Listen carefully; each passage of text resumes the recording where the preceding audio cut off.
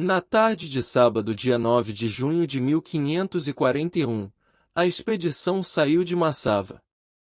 A coluna contava com 8 peças ligeiras de artilharia, 2 berços e 6 meios berços com sistema de retrocarga. Retrocarga, para quem ainda não conhece a tecnologia bélica portuguesa, são canhões com alimentação traseira. Sim, canhões que Napoleão Bonaparte não contava em suas guerras, e aqui estamos em 1541. A coluna seguia a pé, para encontro com a rainha. Bem 300 léguas dali donde ele estava, em umas serranias, na região de Shoa. A rainha encontrava-se refugiada no mosteiro de Debradamo, onde, no ano anterior, o imperador David havia falecido. Decidido quanto aos passos a seguir na campanha, Cristóvão da Gama tratou de organizar as suas tropas e dividiu o efetivo em capitanias, cada com 50 homens. Os soldados destas capitanias poderiam usar tanto as armas de fogo, os arcabuzes, como as armas brancas suspiques. E mantendo um corpo de reserva sob as suas ordens diretas. E para receber a rainha, organizou ainda uma guarda para acompanhar a rainha. Com 50 soldados todos arcabuzeiros. Ficou assim disposto. Capitania de Manoel da Cunha, 50 soldados. Capitania de João da Fonseca, 50 soldados. Capitania de Onofre de Abreu, 50 soldados. Capitania de Francisco de Abreu, 50 soldados. Capitania de Francisco Velho, 50 soldados. Guarda da Rainha Miguel de Castanhoso, 50 soldados arcabuzeiros. Dom Cristóvão da Gama 100 soldados. Pela manhã, a rainha e toda a comitiva transportados em mulas, com suas mulheres e servidores, que seriam as mulheres 30 e os servidores 50, escoltada pelos 100 soldados portugueses.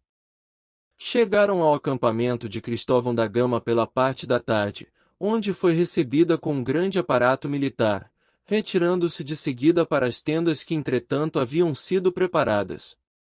2 dias passaram até Dom Cristóvão finalmente se deslocar para conferenciar com a rainha viúva. O capitão português levou consigo todos os soldados armados com piques que, uma vez mais, se exibiram em parada perante a comitiva etíope. Castanhoso refere que os soldados se apresentaram, todos em ordenança, com piquetas, diante da tenda da rainha e fizeram Suíça 2 vezes com nosso caracol cerrado e aberto, ou seja, uma parada militar altamente qualificada. Esta demonstração teria por objetivo deixar claras as capacidades militares dos portugueses, não só à rainha, como também aos chefes abissínios, passar a mensagem de que, daí para frente, os cristãos poderiam contar com uma força competente, capaz de fazer frente a um inimigo até então praticamente invencível e demonstrar toda a beleza militar portuguesa. Passou-se o inverno neste local. Os portugueses aproveitaram o tempo para preparar a futura campanha. Uma das medidas tomadas foi a construção de carros com dupla função. Para levar artilharia e munições, e para fazer o arraial forte por onde fossem. Assim partiu em marcha em busca do conquistador muçulmano, Ahmad ibn Ibrahim al-Ghazi. A Batalha de Bacente. No dia 2 de fevereiro de 1542, chegam ao forte tomado pelas forças adalitas no norte da Etiópia. A rainha Sabla Vangel se opôs ao ataque, que deveria contornar o forte. Argumentando que Cristóvão da Gama deveria esperar até que seu filho, o imperador Gelavevos, pudesse chegar e participar da marcha junto ao norte de Shell e se juntar aos portugueses. No entanto, Cristóvão da Gama estava preocupado em demonstrar fraqueza ao campesinato local, o que poderia incentivar o inimigo à luta. Contornar não era uma opção. Da Gama então lança um pequeno ataque com a intenção de estimar o número de defensores presentes, na qual, a rainha Sabla Vangel, ao ver, achou-se tratar de uma derrota. Este teste mostrou que existia dentro do forte cerca de 1.500 turcos. Então, Gama ordenou um ataque de 3 lados no dia seguinte. Com seus 400 mosqueteiros, os defensores foram aniquilados, enquanto os portugueses perderam apenas 8 homens e tiveram 40 feridos. 9 cavalos e várias mulas foram capturados, o que mais tarde se mostrou útil. Uma vitória épica. É preciso mudar o termo de vitórias deste tipo de proporções de vitória espartana para vitória lusitana. Uma mesquita, que originalmente era uma igreja antes da colina ser ocupada pelos homens do imã Ahmad ibn Ibrahim al-Ghazi, foi novamente consagrada, como uma igreja dedicada a Nossa Senhora da Vitória. A missa foi celebrada lá no dia seguinte. A força expedicionária passou o resto de fevereiro lá, se recuperando da batalha. 1º de abril de 1542, Gama e Imã Ahmad se encontraram em Jarte. Aqui os portugueses tiveram seu primeiro vislumbre, conforme registrado por Castanhoso. Enquanto seu acampamento estava sendo armado, o rei de Zeila, Imã Ahmad, subiu uma colina com vários cavalos e alguns a pés para nos examinar. Ele parou no topo com 300 cavalos e 3 grandes bandeiras, 2 brancas com luas vermelhas e uma vermelho com uma lua branca, que sempre o acompanhou, e pela qual ele foi reconhecido.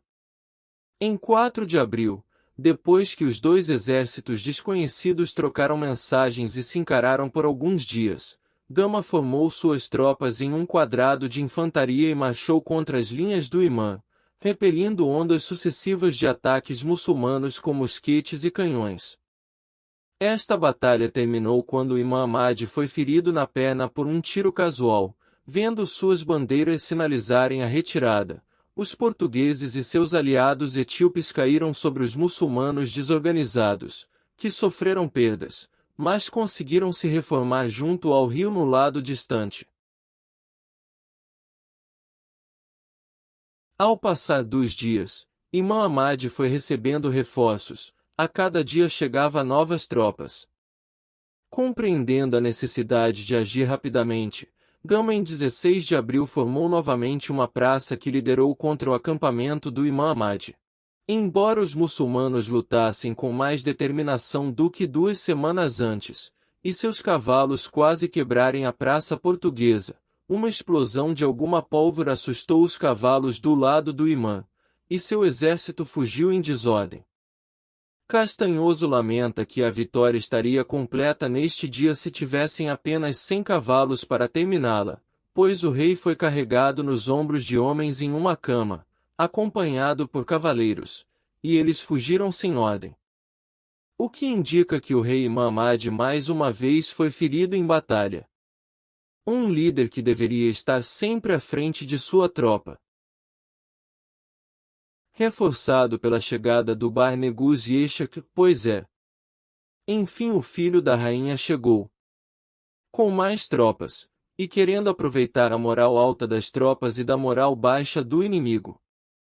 Gama marchou rapidamente para o sul atrás da fossa do Imã Ahmad, ficando no encalço e chegando à vista dele 10 dias depois.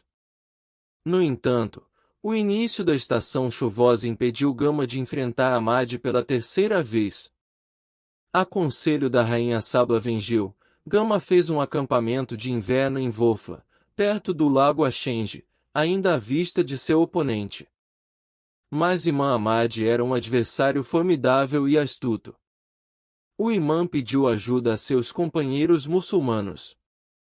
De acordo com o abade Joaquim Legrand, Imã Ahmad recebeu 2.000 mosqueteiros da Arábia e artilharia e 900 homens escolhidos dos otomanos para ajudá-lo. Enquanto isso, devido a baixas e outros deveres, a força de Gama foi reduzida para 300 mosqueteiros. Imã Ahmad ataca o acampamento com toda a força. A luta se estende durante toda a manhã. Gama envia capitanias, capitão com sua coluna de soldados, em contra-ataques visando repelir os invasores. Pelo meio-dia, a batalha atingiu o seu momento crítico. Desesperado com o desgaste que os seus homens vinham sofrendo, Cristóvão da Gama tentou uma manobra diferente. Decidiu enviar de novo outra capitania ao assalto dos turcos, porque eram os que mais se chegavam a nós, sabendo que residia neles a principal força do exército contrário. Mas em vez de esperar o regresso dos primeiros portugueses, determinou que fosse nas suas costas outra capitania que, enquanto os companheiros retiravam, investisse logo outro sobre os turcos. Era um lance audacioso. Encarregou Francisco de Abreu de efetuar esta surtida, mandando seu irmão Onofre de Abreu que fosse nas costas em apoio próximo. A investida dos homens de Francisco de Abreu foi bem sucedida no início, matando e ferindo muitos dos inimigos.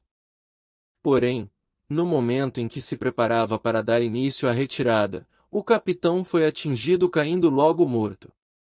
Ao presenciar que os turcos se preparavam para recolher o cadáver do seu irmão, Onofre de Abreu, na tentativa de resgatar o corpo, sem esperar que os companheiros iniciassem a retirada. Ao tomar o irmão nos braços, foi atingido mortalmente por outro tiro de arcabuz, e assim ficaram ambos no campo de batalha.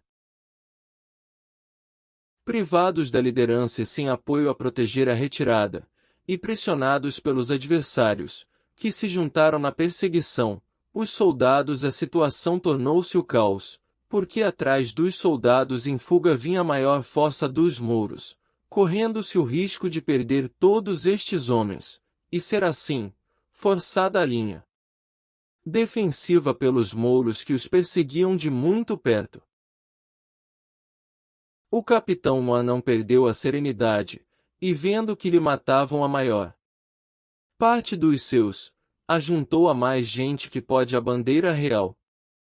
Pretendia executar a manobra que os dois infortunados irmãos não haviam conseguido.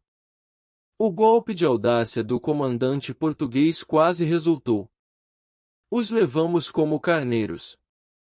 Segundo relata Castanhoso, acrescentando ainda que se tivéssemos os cavalos que digo atrás, a vitória era nossa. Mas o que acabou por suceder foi que, os portugueses avançaram tanto adentro pelo campo, que lhe foi muito trabalho retirar-se. Cristóvão da Gama foi gravemente atingido no braço por um disparo, e apenas a intervenção de Manuel da Cunha salvou a situação, permitindo que os companheiros se recolhessem. Daí para frente, a situação deteriorou rapidamente. Em breve, outros dois capitães tombaram. João da Fonseca, depois de ter saído 2 ou 3 vezes da sua posição acometendo os inimigos, e da mesma maneira morreu Francisco Velho. Ainda assim, foram repelidos 2 ataques que haviam penetrado no perímetro interior do dispositivo defensivo. Os poucos portugueses que ainda combatiam encontravam-se esgotados, e já não havia quem acudisse à bandeira real. E começaram as primeiras deserções, o patriarca Bermudes dando o primeiro exemplo de peso, que segundo o nosso cronista, cavalgou em uma mula e acolheu-se por uma serra que às nossas costas estava. Dom Cristóvão ainda conseguiu evitar que a rainha fizesse o mesmo, sabendo que com a sua fuga, grande parte dos portugueses abandonariam o campo de batalha.